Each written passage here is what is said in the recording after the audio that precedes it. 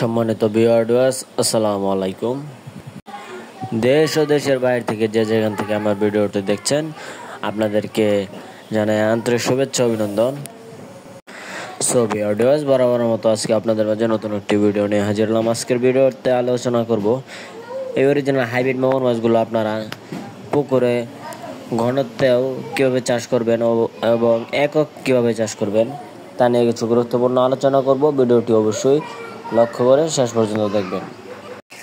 So viewers, আমার স্ক্রিনে যে মাছগুলো দেখছেন, এটি 3 থেকে 4 ইঞ্চি সাইজের হাইব্রিড মাগুর মাছের পোনা। এটি কিন্তু একশোটা সাইজের হাইব্রিড মাগুর মাছের পোনা।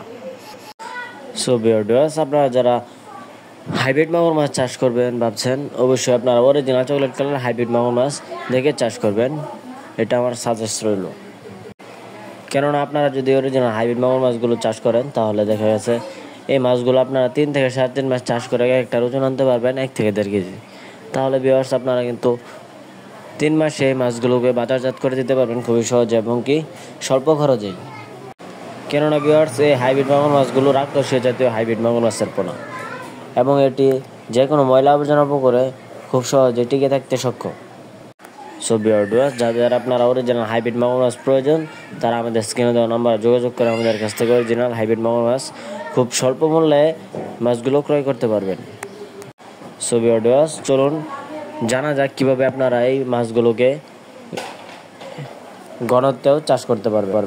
আপনারা যারা অন্য সকল মাছের সাথে এই মাছগুলো চাষ করতে চান, আপনারা এই প্রতি শতাংশে দিতে পারেন 300 থেকে 350 পিস মাছ কালচারের জন্য দিতে পারেন।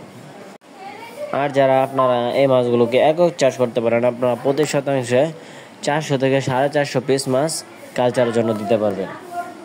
সো ভিউয়ার্স, ভিডিওটি ভালো লাগলে অবশ্যই আমাদের নতুন চ্যানেলটি সাবস্ক্রাইব করে দিয়ে পাশেই থাকবেন। ধন্যবাদ।